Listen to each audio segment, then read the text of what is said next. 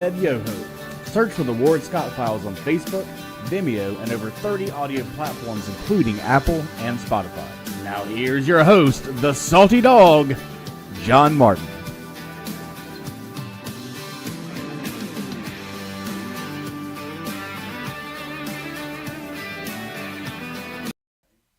Well, good morning, everybody, and welcome to our Pirate Podcast, hosted by yours truly, the old Salty Dog. And we've got on a remote location the captain of our pirate ship, Ted Yoho. Good morning to you, sir.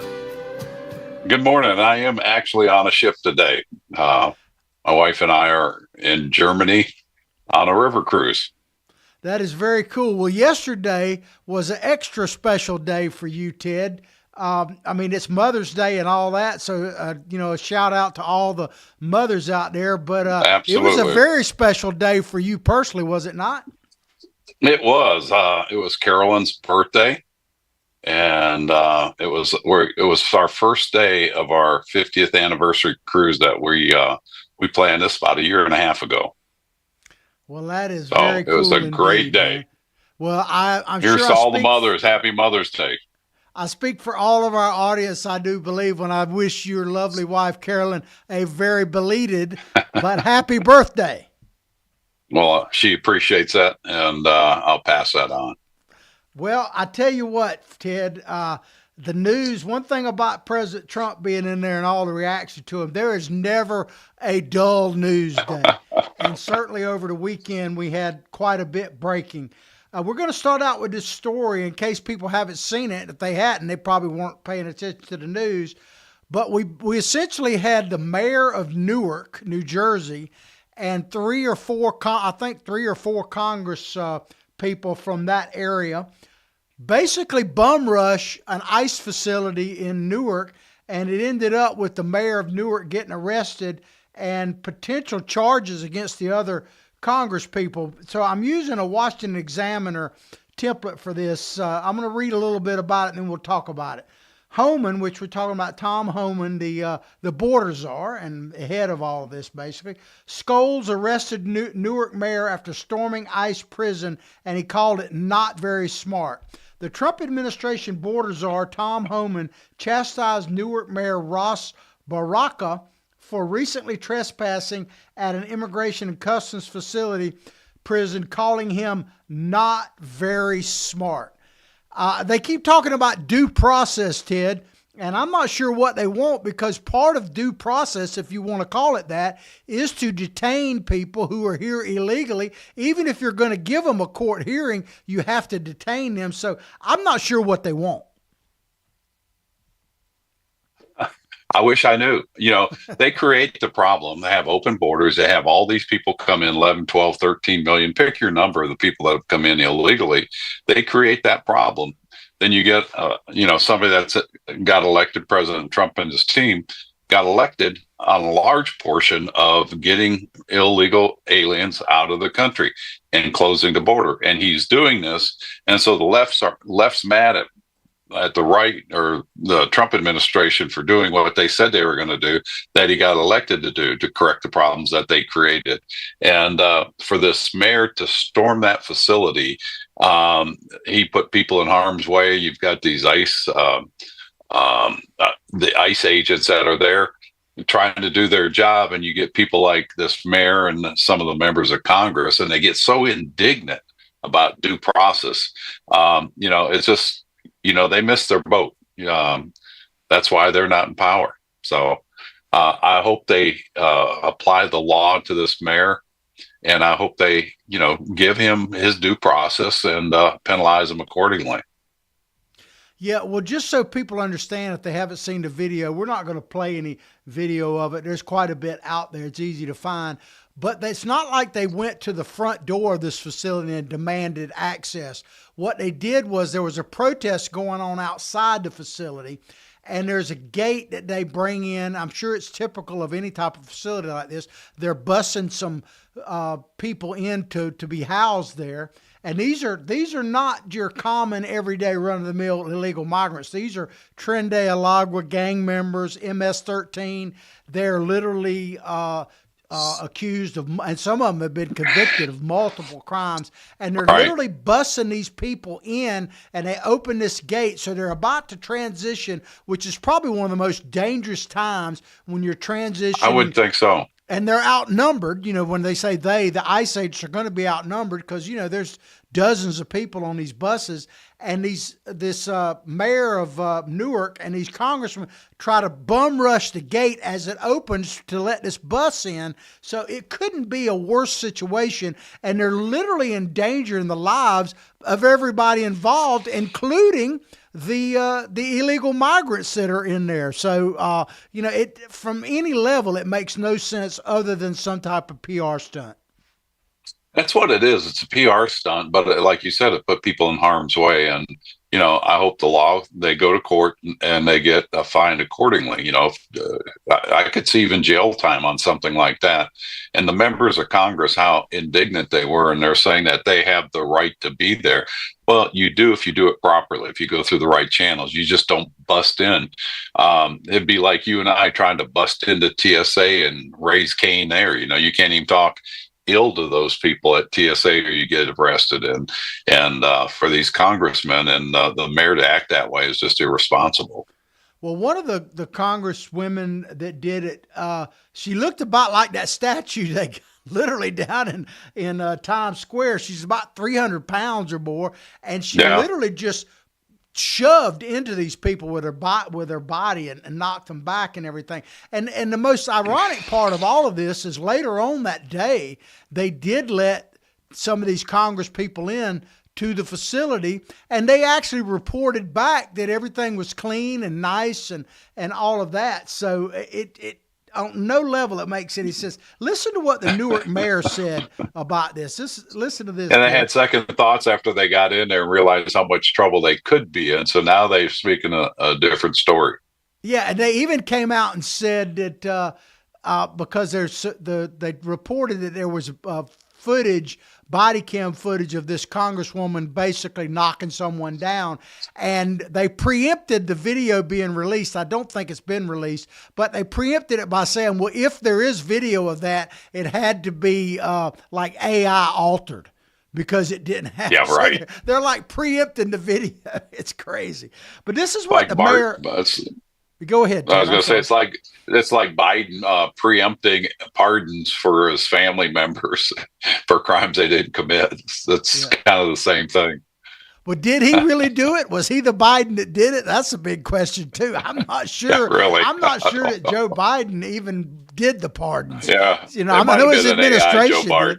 Yeah, well, it could have been his wife with a mustache on or something, because I think like we were talking about Friday. Last Friday about being on The View and all. And two things came out of that I meant to mention on our show, and I'll see what you think about it. After watching Jill Biden on The View, and Joe, I got to thinking that we now have had the first elected woman president. Because I really believe that for the majority of Joe's presidency, that she was the power behind the throne. I don't think there's any doubt about that now. She liked the title for sure. Yeah, she said she liked the lifestyle. And then the other thing I thought about, too, was our old buddy Bill Belichick, the football coach. If he wants to get a glimpse of what his life in the future is going to be, if he sticks with that gal, he could go watch that episode on The View, because that's you, Coach Belichick, in another 20 years. That's right. But listen, let's get back to this. We're talking about, ladies and gentlemen, we're talking about these congressmen and the mayor of Newark bum rushing a ICE facility in Newark. And this is what the mayor said. Listen to this, Ted. This is the mayor of Newark. He said, we asked them to obey our laws, to obey the policies. He's talking about ICE now, the rules here in the city and state of New Jersey, not to run roughshod over the Constitution of the United States, that everybody on this soil deserves due process. And when I'm reading that, I'm thinking he could be giving that speech to the people that are actually being detained there, because they're doing exactly opposite of everything he's saying here. They're not respecting anything about our country. It's just insane. No, you're absolutely right on that. And this is a theme you're going to hear over and over again. I know you've got a couple segments in there from AOC, And she's talking about the Constitution, how the Republicans and Trump are trampling on the Constitution. Give me a break. Every time they're in power, it is a living, breathing document that they just do anything they want, especially if they have both chambers. But now that we're in charge, they're saying that we're trampling. We're the only party that's trying to uphold the Constitution and get back to the constitutional principles that this country is founded on, and that goes down to the rule of law. And how they spin this is just, it's shameful, is what it is. And of course, they have no shame, so they're going to keep doing that. Well, this is what Border Czar Tom Homan response to what the mayor said. He said, well, look, he's not very smart. The bottom line is that he's talking about the mayor of New Jersey, of Newark. That is what the facility is all about. The facility is about due process, which is exactly what I said earlier. The facility is where we put illegal aliens. This is where where due process happens. We have to detain them to go through the due process of sometimes seeing a judge. I mean, that pretty much sums it up right there. They are getting the due process. Yeah.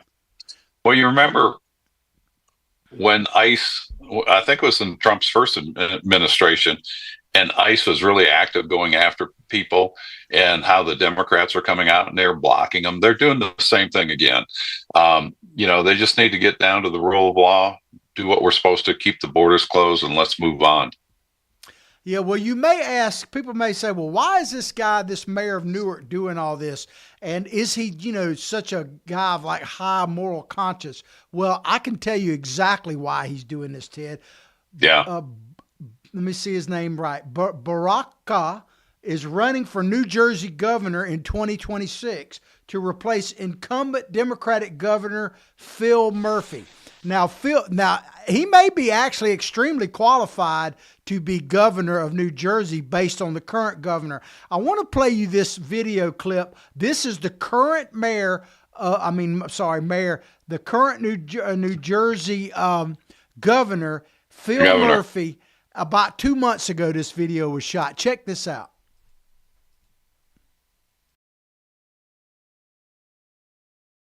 Immigration status is not yet at the point that they are trying to get it to. And we said, you know what, let's have her live at our house above our garage. And good luck to the feds coming in to try to get her. I don't want to get into too much detail, but there's someone in our broader that universe is the current governor, Phil Murphy, admitting to you live on camera at the time that he is harboring, or was harboring, an illegal alien in his attic, essentially. I mean, So I guess this guy, this mayor of Newark, is, based on that, is highly qualified. And he goes on to say, Mr. Murphy, the current governor, good luck on trying to get this person away from us. So he's literally begging for people to come. I guess he wants to create some type of scene there. But I have to ask, and I'll let you comment, Ted, what the heck? I mean, I lived in New Jersey for a couple years back in the mid-'80s. There's a lot of good, solid Americans in New Jersey. Y'all need to wake up, New Jersey, because these are the people you're going to elect to governor of your great state. It's just insane. I hope that this is a wake-up call for them as well. I hope it is, and I hope that goes around the country. And, our goal is to educate, motivate, and activate people.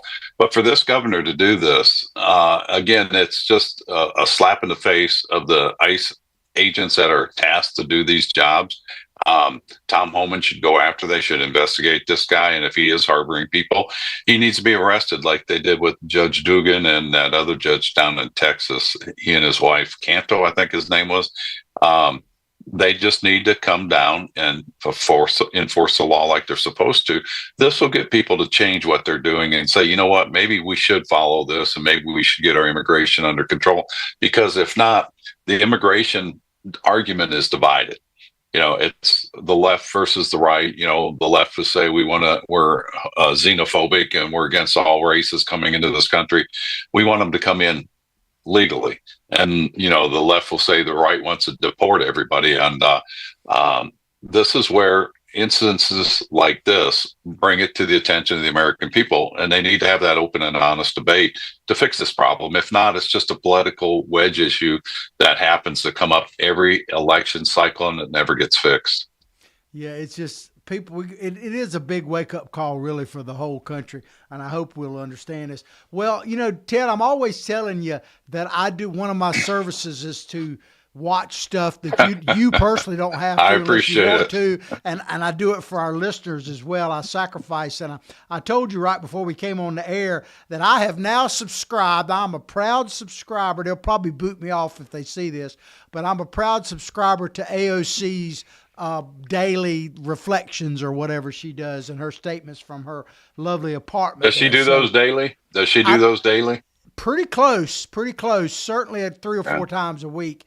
But this is one. Now, I warn you ahead of time that if you want to watch it, which we're not going to watch all of it, it's about 30 minutes long, but I'm only going to play you about a 2-minute or about a minute and a half snippet of what she was talking about in reference to this action where these congressmen are threatened with getting arrested for bum rushing this ICE facility. And we'll come back and talk about it. Yeah. Know that they cannot come for assault. And recently what they said is that DHS is allegedly looking into arresting members of Congress who were showing up for their legal and constitutional obligation to conduct oversight. If anyone's breaking the law in this situation, it's not members of Congress, it's the Department of Homeland Security. It's people like Tom Homan and Secretary Kristi Noem. You lay a finger on someone, on Representative Bonnie Watson Coleman, on Representative, or any of the representatives that were there, you lay a finger on them, we are going to have a problem. Because the people who are breaking the law are the people who are not abiding by it. And it is enshrined in the law that members of Congress who show up to ICE and CBP facilities are required to be granted access, legally required to be granted access. And they legally cannot be inhibited from accessing these facilities to conduct their constitutional obligation to investigate and conduct oversight. So if Kristi Noem wants to break... Well, when I see Ocasio-Cortez talk like that, Ted, I got to thinking about it. I'm going to have to get me a shirt that says, like, I'm with Ted and points, to you. So if we're ever back out in some of these crowds and they're wondering that, because I got to try to take the heat. That'll get you in trouble. That'll get you in trouble, buddy. But there's Ocasio-Cortez, and she's saying to people that if you touch these congressmen, any of our people she's referred to, that I'm putting words in her mouth, but essentially she's saying there's going to be hell to pay if you touch any of these people. And, one of the constant themes that they talk about President Trump when he was trying to run for office this last time around was that no one is above the law. Well, I always said that no one is above the law, but they certainly made it feel like President Trump was beneath the law because they weren't allowing him due process at all. And now they're basically saying that they're above the law. That's what her statement says to me. Well, the media needs to hold her accountable because this goes back to when she was down to the border. I think it was her first term, yelling at the border agents, cussing them, saying that the border agents are making the detainees drink out of the water fountain, or no, out of the toilet, and they're snatching their kids away and throwing them in dog pens. It was such a lie, but the media doesn't hold her accountable, and so she's educating people. But is it good education or bad education? She's motivating people. She's going to activate people, but her arguments are wrong.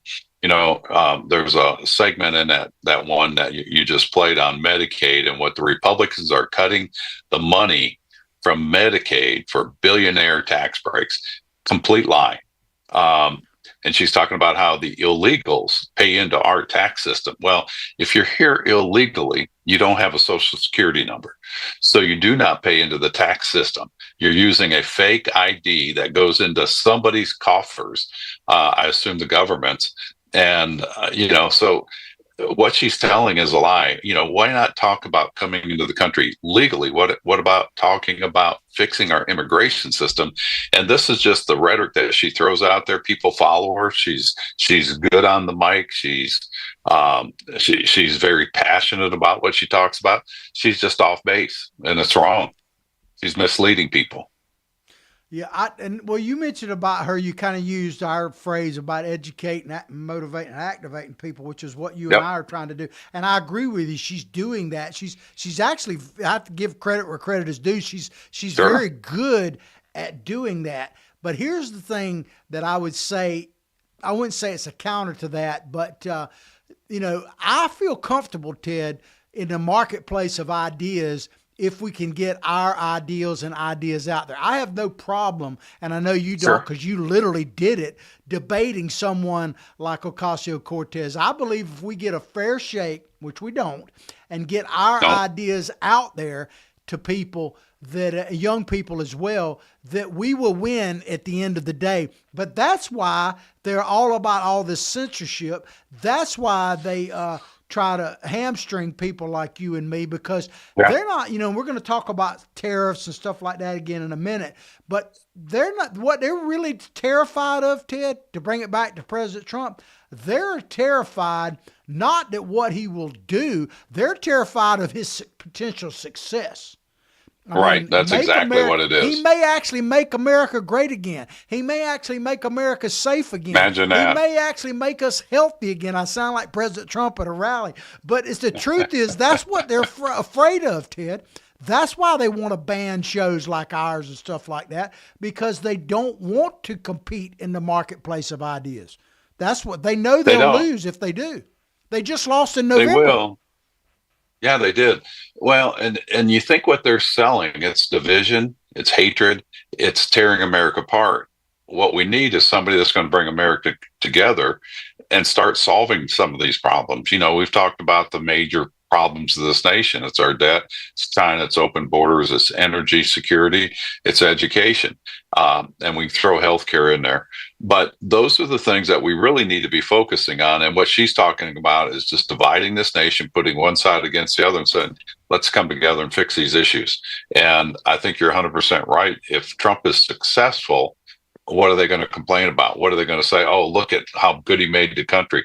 They don't want that to happen. And again, where we are right now is in large part of the last administration's failed policy, starting with immigration, but then energy and all those other things that they did that just drove up the cost of everything with their poor energy policies, the attack on fossil fuels and the likes like that. So, yeah, we need to have a reset, and she is not the one to reset this nation on a path of, growing strong again.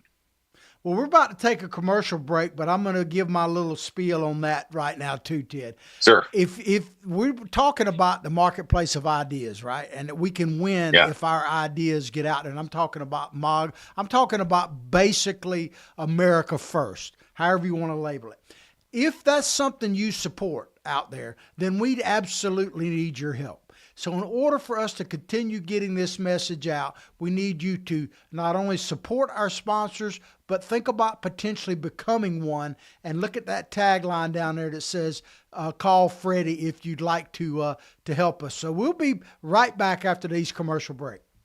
Although the owner of Lewis Oil Company maintains she is 29, Lewis Oil turns 60 years old in June. Chevron would like to recognize the North Florida second-generation family-owned business, celebrating its growth and staying power. Lewis Oil Company maintains significant on-hand supplies, strategically located fuel depots, a delivery fleet, on-site service, fuel card locks, and convenience stores. Lewis Oil Company understands its responsibility in the local economy by providing service and delivery on demand and in crisis. As a first responder for 18 Florida counties and the Southeast from Texas to Virginia, we are proud of this rare accomplishment. Lewis Oil delivers.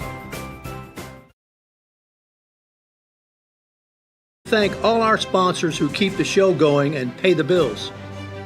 The Ward Scott Files premium sponsors are Crime Prevention Security Systems, large enough to serve you, small enough to care. Meldon Law, the only official injury partner of the Florida Gators.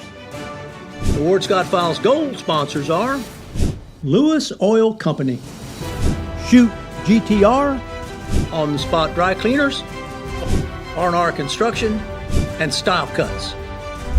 If you are interested in promoting your business on the show, you can visit our website, www.wardscottfiles.com, and click on the Advertise Here banner on the right side of the page, or call my friend Freddie at 352-284-3733. Again, thank you to all the great businesses that support the Ward Scott Files. And remember, if you like the show, thank our sponsors and support the businesses that support us. What you just said is one of the most insanely idiotic things I have ever heard. Everyone in this room is now dumber for having listened to it. May God have mercy on your soul. Or that very much surprises me that you've never been tased. You can't handle the truth. All bees poop. A warthog. He's going to come up the steps. Here he comes. Oh my goodness, and he's huge. Hello, boy. I wonder if we can pet him. Hi, boy. Can we touch him? No, don't.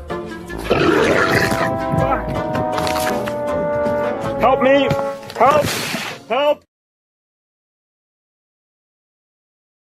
We're back here. If you're just tuning into us, you're tuned into our Pirate Podcast, hosted by yours truly, John Martin, and the captain of our pirate ship, Ted Yo, who is actually on a ship right now in Germany. We're on a big ship in Germany. Celebrating his 50th wedding anniversary with his lovely wife, Carolyn, who just had a birthday yesterday on Mother's Day. So happy birthday sure again. And welcome, Captain Ted. Glad to have you aboard. It's good to be back. It's good to be back. Good to be on. Well, we're going to lots going on. Absolutely. There's a lot of breaking news over the weekend, and apparently we're on the verge, Ted, of having a deal with China. You know that, and this comes to you from a Barron's article. We had an envoys of the president met with envoys of China in Switzerland both Saturday and Sunday, and they say that they're on the verge of a deal right now, and it's going to be very interesting. But Treasury Secretary Scott Bessent said in a statement released by the Trump administration, "I'm happy to report that we made substantial progress between the United States and China in the very important trade talks in Geneva." So the deal may be announced as early as today, which if you're just watching the show is Monday. Apparently the stock market futures were rising as I was about to go on the air. So what are your thoughts about all of this, Ted? I think it's a positive movement. This is typical of the way Trump does. He comes out with these bad deals. Started off 100% tariff, then it went up to 100 and a little bit more, then 145. And we knew China was going to retaliate.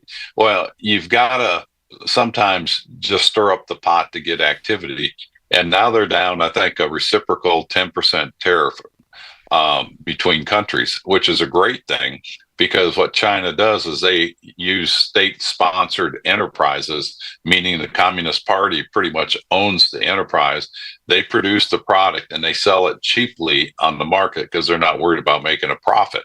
They just want to flood the market and drive out the competition. And so with reciprocal tariffs like we are, it's going to be a game changer. But we have to see how these play out. Is this across the board? Is this going to be on our financial services that we do with them?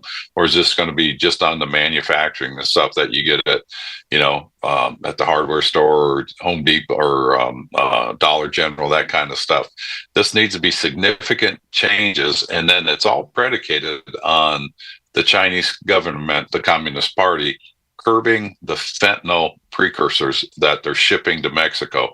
So let's see how this plays out another month or two. You may see it evaporate and go back to the high tariffs, but it's a starting point.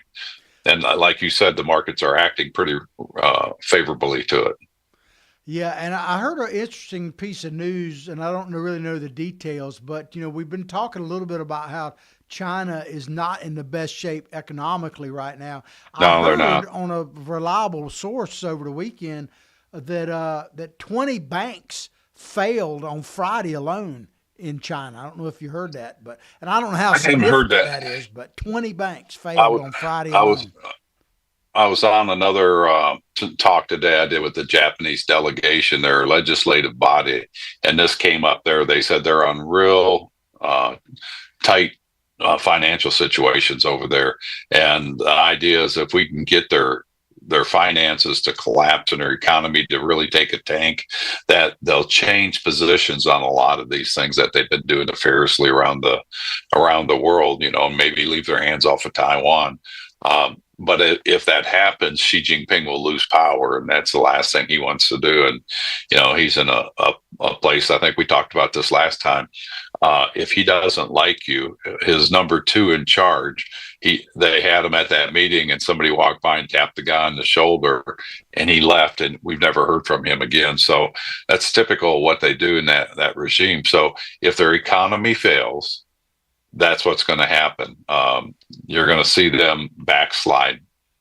Yeah, there's certain things where you never want to be number 2, like number 2 in the communist. You never want. I remember there was a time when the one thing you absolutely didn't want to be is the second guy in Al Qaeda, because it seemed like every week there for a while, oh, he was number 2. It's like you don't want to wear a red uniform on Star Trek, because you're not coming back from the landing party except Scotty, kind of thing. So certain things you just don't want to do. But we were talking a little bit there about China's precarious economics.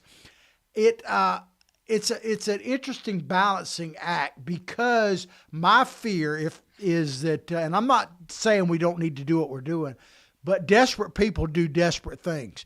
And we already know they really do. And we haven't really talked about it, but you and I talked a little bit about it off air, that China does some desperate things right now. I mean, President Trump listed a lot of those in his initial re-election bid, and Biden got up there and went down all this list of stuff, and it just basically giving China a pass. But China is persecuting the Uyghurs. They're literally, as you brought up, organ harvesting. I didn't realize to the depth that it is, where there's a commercial market for organs. I know about the Chinese hair, but there's organ market. Organ harvesting on demand. Yeah. So to me, that just shows that there's nothing they won't do. And so if they get totally desperate, that is not necessarily a good thing either. So, and I know the president is well aware of this. So there's a balancing act in all of this at multiple levels. Well, since you brought that up, the organ harvesting, this is something that the listeners need to hear. When I was in Congress, there were multiple hearings we had at different committees, foreign affairs and others, where this was exposed. There were documentaries done about that played on the TV, but it never gained traction, which I don't understand, because you get a company that does, like Tesla. Elon Musk is going through the government, the Department of Government Efficiency, and all the bashing he's taken, the anti-Teslas. You and I were at a protest. For a guy that's trying to save money for the federal government, you take a country like China that is doing, and I want people to understand how just hideous this is. On-demand organ harvesting, and are using members from the Uyghurs, which are a Muslim sect up in the Xinjiang province, which is in the northwest part of China. And they're doing it to Tibetans. And then there's a peaceful sect called the Falun Gong. And there's probably 80 million cohorts of that. And it's a very peaceful movement. They do a lot of the traditional Zen stuff and all that. But the Chinese party saw them as a threat, because they were growing so rapidly that they're actively imprisoning these people, and they're organ harvesting. And that's exactly what it says. If your blood type matches somebody that needs a kidney, well, they'll take out kidney number 1. If there's somebody else that needs your other kidney, they take that one out. That's incompatible with life. If they need your heart or your liver, they take that out. And it's Frankensteinish that's going on in the 21st century. And we have companies going to that country to do business. And we're even negotiating with them on a trade deal. I would say you put an end to all that if you want to be a part of the civil society of the world. Not that I want a one world government, but to have that kind of stuff going on and being sanctioned by a government, it just shouldn't happen. And another point is they're on the UN Human Rights Council, but they're doing this kind of garbage. It's just, it's laughable. It would be laughable if it wasn't so outrageous. Well, ladies and gentlemen, if you're wondering why you need to watch shows like ours, you just got it right there from former Congressman and my captain Right. of our pirate podcast, Ted Yoho, because you just don't You know, hear what you just said. Ted, let me just finish. You don't hear what Ted just said on the mainstream news, even at places like Fox and stuff like that. You're only going to hear it from people like us that are willing to get on these pirate podcasts and say it. So I thank you for that, Ted. But go ahead. I didn't mean to cut you off. Well, a case in point is Scott Perry in the House of Representatives. He's out of Pennsylvania. This is the second Congress he has passed the human rights abuses of the Falun Gong by China, and it goes into the organ harvesting, on-demand harvesting.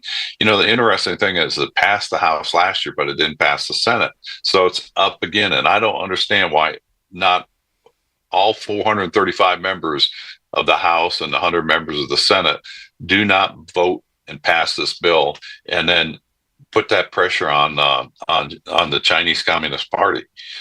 This won't stop until there's enough pressure. We can drive industry out of that. Again, you know, people won't buy a Tesla because Elon Musk trying to save money for the government, but yet they'll go out and buy, you know, all these products made in China, and they're taking organs out of people, and they don't have a say. They're not getting paid for these organs. It's kind of a one-way street. Yeah, probably. I hate to say this, Ted, but it's probably because there's not a PAC or something like that dedicated to this particular issue like there is on so many other issues. There's probably no lobbyist on K Street for this. Well, there probably isn't, but there was a lot of foot soldiers from those, whether they're the Uyghurs or the Falun Gong or the Tibetans, that were up in Washington all the time. But they, like you said, they didn't have a big movement.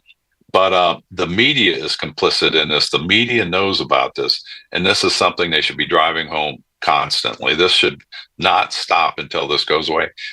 China also does pretty much on-demand prostitution through the government. I mean, we've heard story after story about how that goes on, and it's just as bad as this.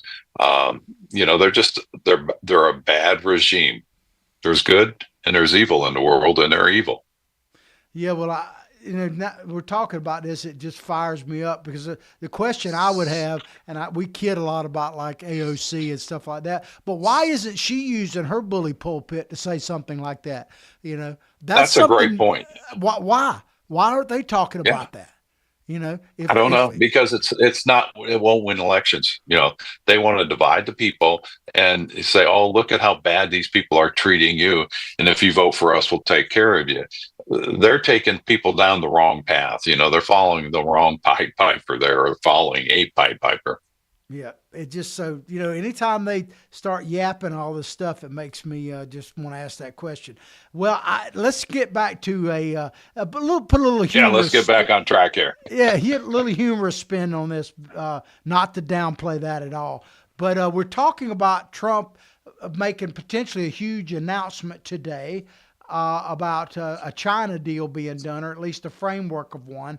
And I want to play this quick video that basically I believe would be Donald Trump's reaction if he had a chance to go before the cameras today. Check it out. Huge. That is a huge. I have a huge company. Huge. I'm always ready. It's not just big, it's huge. I like to be seriously entertaining, Ted. So it's huge. It's huge. Excuse me.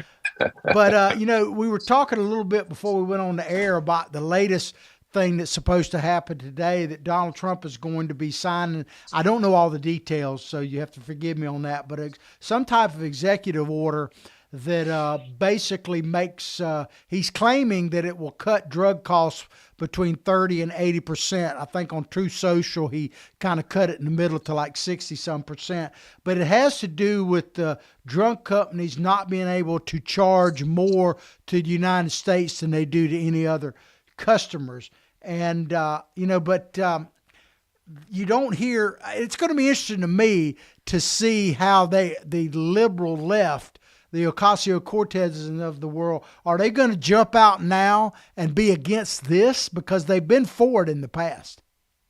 The only way they can be for this is to talk about supporting the price of corporations and drug companies, because what you have is you have a breakdown in the free marketplace. You know, the market is what drives the price. But then in our country, the market is distorted because of the Affordable Care Act, Obamacare.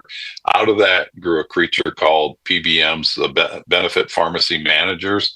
And they're a middle person that got inserted between the doctors and the drug companies and the insurance companies.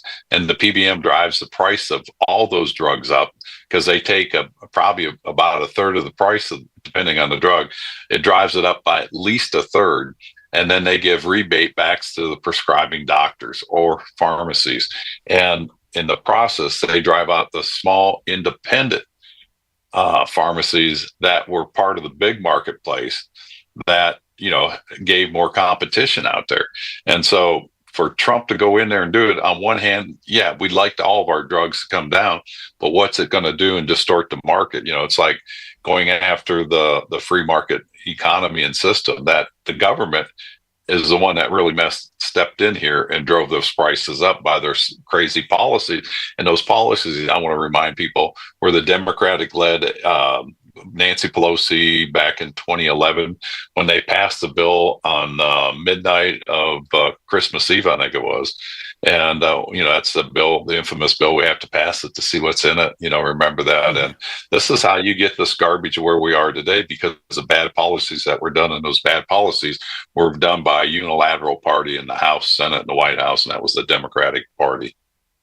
Yeah, well, so one thing about President Trump, and he will put them on hills to die on. So it's going to be interesting to see how they react to this. And keep in mind that the president tried to do something similar to this towards the end of his first term. And the drug company, he's supposed to be in the pockets of what do they call the billionaires, like Bernie always the billionaire. said. But the drug companies actually sued President Trump's administration on this very thing. And, you know, the president didn't get reelected, so it kind of dropped. But he's at least trying it again. But if you want to, we just played, you know, to be fair, I like to play both sides of the argument. And so Donald Trump, we just played the compilation of him saying it's going to be huge about all these China deal and everything.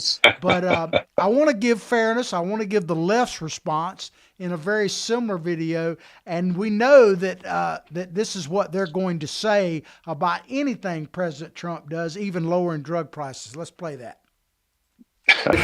Donald J. Trump is now President of the United States. President Obama.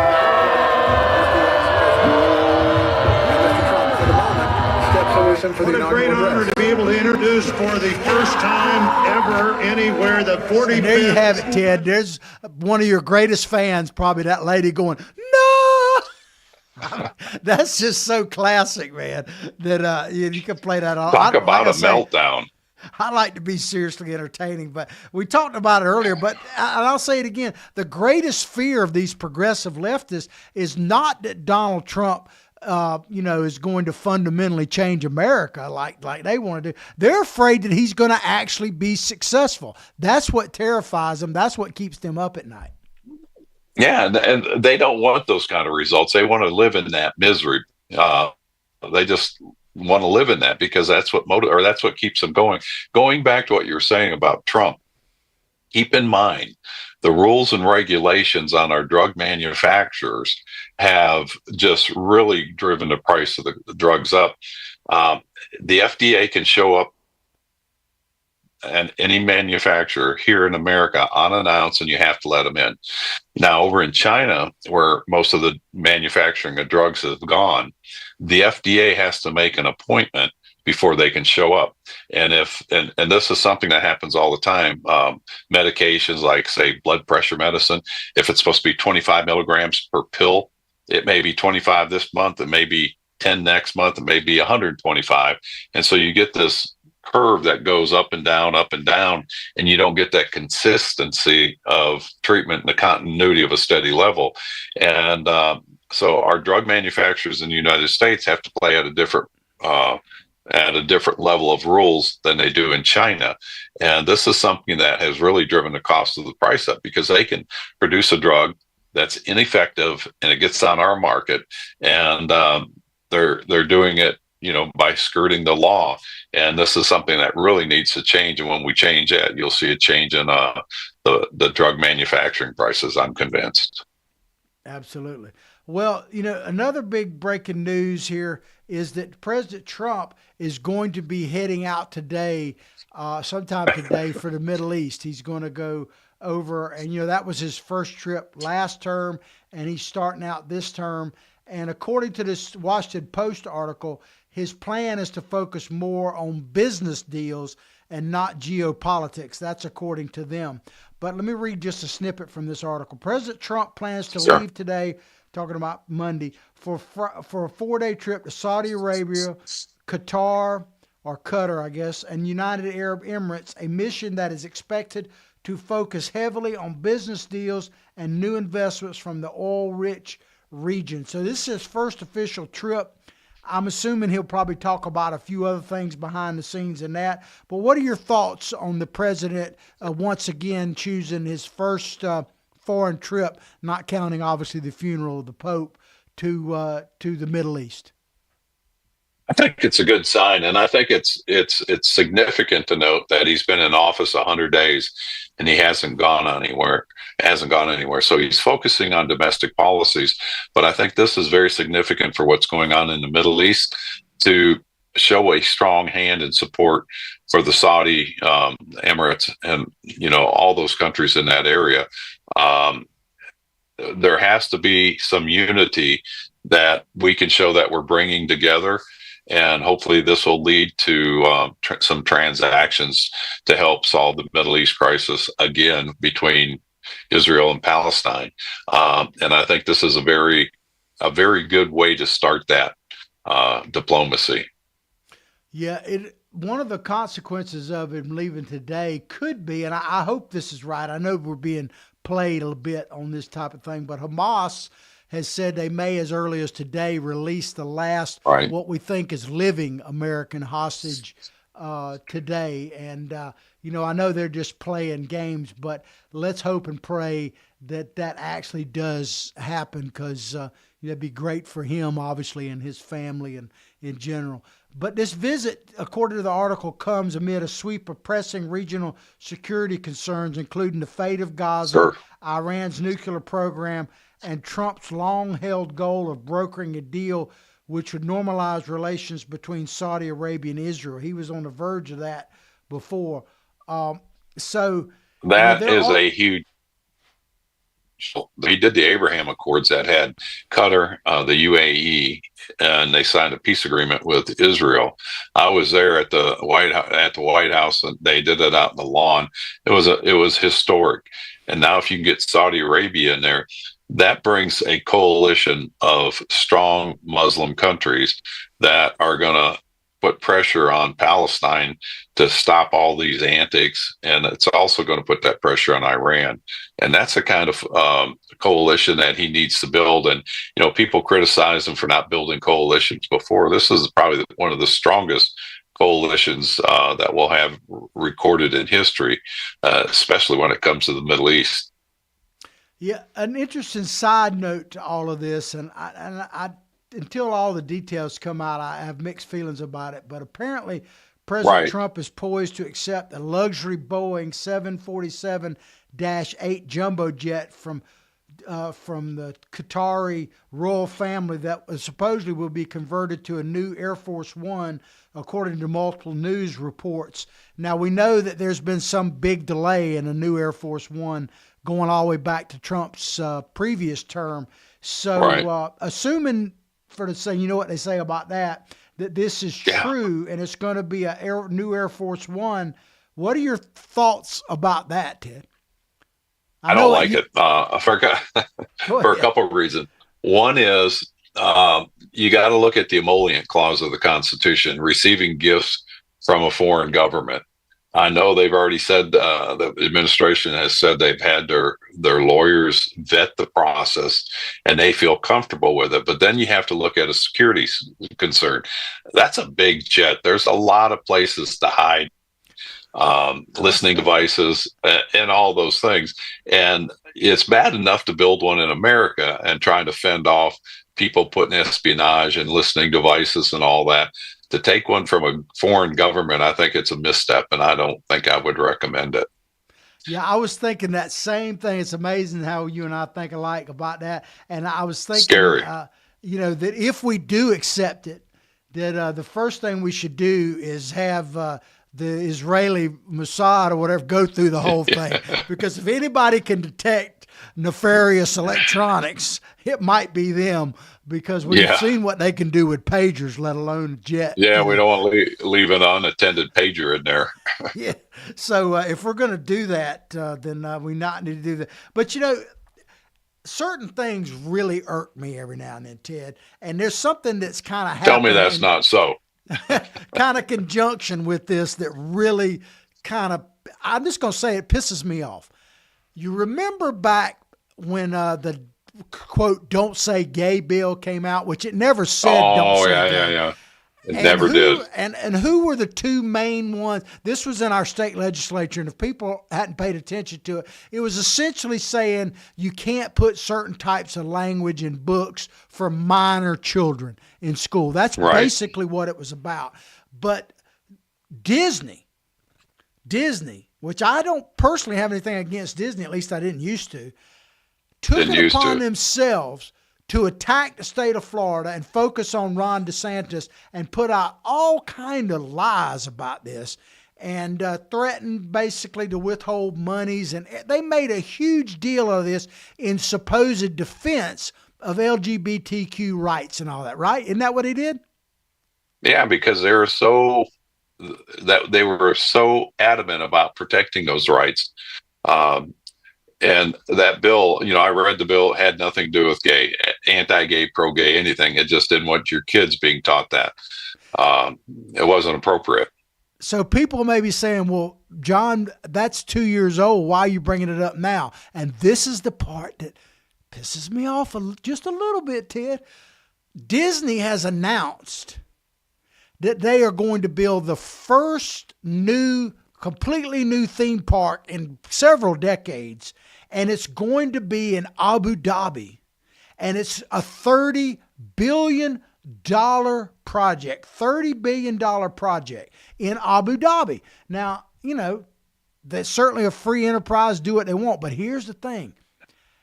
In Abu Dhabi, and I'm reading straight from their laws, anybody who practices homosexuality in Abu Dhabi, the death penalty is a possible punishment.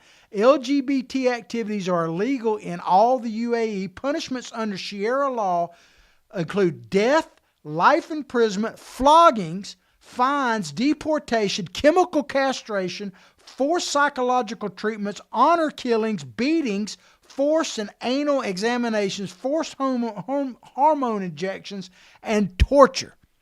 And this is where Disney is going to spend $30 billion in money, and I don't hear a peep from anyone. As a matter of fact, I haven't heard anyone really even talk about it in regards to this issue other than me right now. I mean, where are all these people shouting? Where are they at, Ted? Where's the media? Where's the media holding Disney accountable on this? When I saw this, I'm like, that can't be true, but it is. I checked on it, and I agree with you 100%. Again, this is as egregious, maybe not as much of what the Chinese are doing with forced organ harvesting. You have Disney, who, like you said, went after DeSantis. If I remember correctly, that was right before DeSantis's second term. It was politics. They wanted to get him out of the office, and they lost. And now, where are their morals or their standards or character? It just goes wherever the money is. And they had a losing proposition here against DeSantis in the state of Florida. And I just can't fathom how they change and say, well, it's okay, we can do that over there. I mean, I'm not even necessarily advocating for this, but my thought is, with all the hell they gave Donald Trump and the left and everything else and stuff, they ought to be in front down there, the LGBT community, if you really care about this issue as much as you squawked about it, they ought to be picketing Disney and Disney World right this minute. Really, because I don't want to hear this stuff. I'm actually on their side in some cases. Nobody should be persecuted, put to death, all this stuff. But here you have them spending $30 billion in a place like the Abu Dhabi. And I'm not opposed to them. They can do whatever they want. But the crickets coming from the left on this just really ticked me off. It's because there's no money to be made on protesting this. Who's going to pay? It's not Soros. There's not an election to win here in the United States on this. It's like, well, we'll let them go do it over there because it's in another country and we won't ever hear about it here. But this is the stuff that we need to follow, and that's why we're doing this show, is to educate people on this stuff. Educate, motivate, activate. Well, ladies and gentlemen, we're coming to the end of the show. I really want to thank you for tuning in, and I'll say it one more time. You watch this show, share it with other people. Share it. This is stuff you've heard on today's show that you're just not going to get from the mainstream media, from the left or the right. And I appreciate you very much, Ted. Give your lovely wife a hug and enjoy. I'll do it. We're going to go out and do exploring some around the old ruins and castles of Germany. Absolutely. You guys take care. Have a great week. Peace out. Check it with you on Friday.